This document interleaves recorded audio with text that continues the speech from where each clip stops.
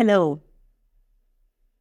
As human beings, we all crave for deep, intimate connection in our relationships.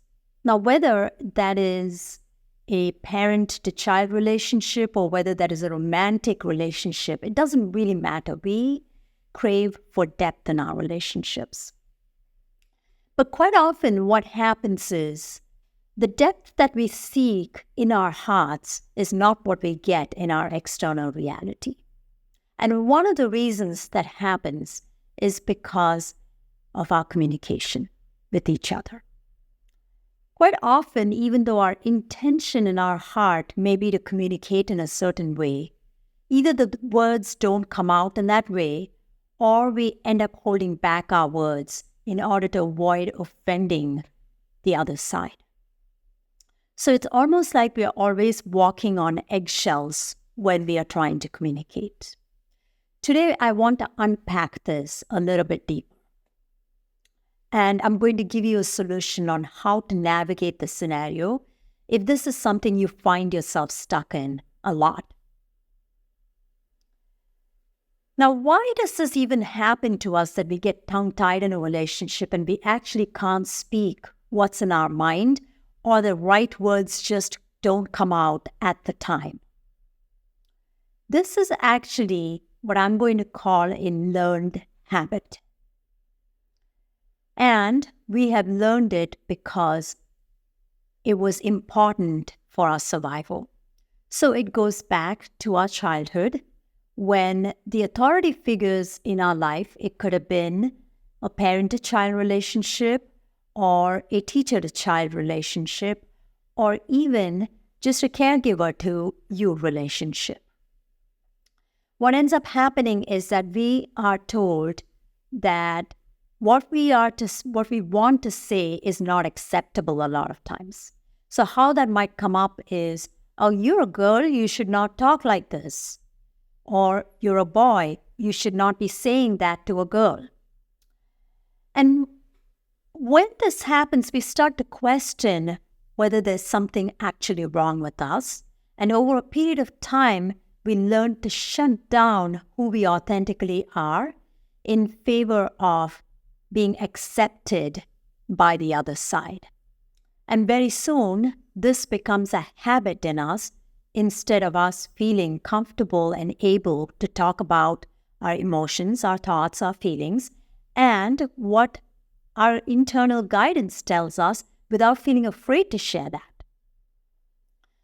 So the problem with this, though, is that we're really not children, but we take this habit into a relationship where we are actually expected to be mature and emotionally resilient, and we bring this habit into a relationship and expect the relationship to flourish.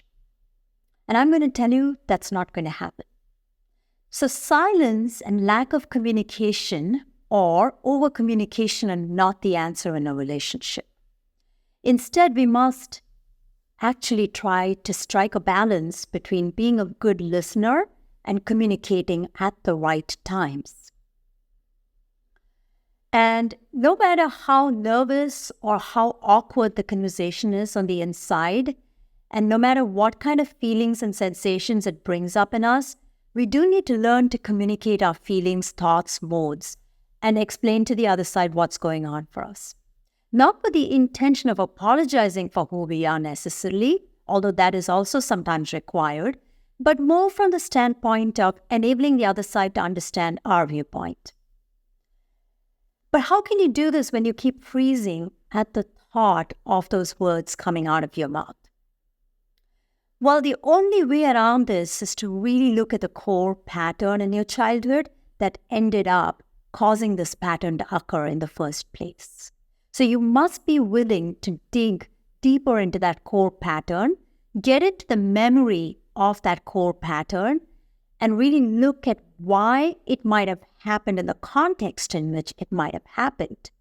And with that, you now have to put it in perspective, in a larger perspective and a larger view of things on what might have been going on for the other side, which you may not have been aware of. Now, this is not easy to do because what happens to us when we're shut down is our body and mind go into fight, flight, or freeze, or even fawn response mode, as the case may be. So we might find ourselves either shutting down completely, or we might be finding that we use words very carefully, like we're walking on eggshells instead of speaking our truth. But there is a way to speak your truth when you come to a full understanding of yourself as a grown individual. And since you're not a juvenile anymore, this is in fact a requirement for you to be in a relationship, in a mature adult relationship. So when you go into the pattern, it's important for you to recognize the context and what may have been the value of the other person, which they were projecting onto you, which you naturally took on because you thought that was the way to belong and be accepted in life. Now, once you start digging into this pattern, there will be a lot of core memories that surface. And when these core memories start to surface, it's your job to look at the context and the experience that you had from a higher perspective and realize why they may have actually, why and how they may have been of service to you back then, and why and how they're not of service to you currently. When you can do this across all dimensions of your life in a very clean and straightforward, honest, and transparent manner, you can now put this experience to rest within you and move past your inhibitions and your inability to express yourself in an authentic way. Now, authenticity doesn't mean that we are going to be a-holes when it comes to other people.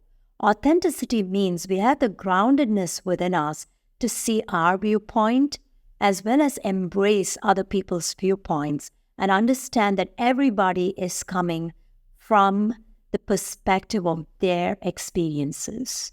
And their experiences as valid as ours, whether we agree with it or not, is not the question there.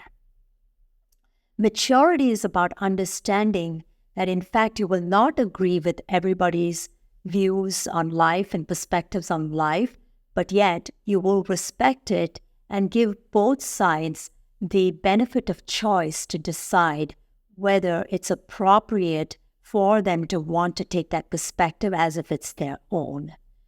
And you know, love is really about understanding and accepting somebody as if they are a part of you, as if they create a wholeness and whole part of you. They make, not in a sense of completion, but in the sense of giving you a wider perspective of life.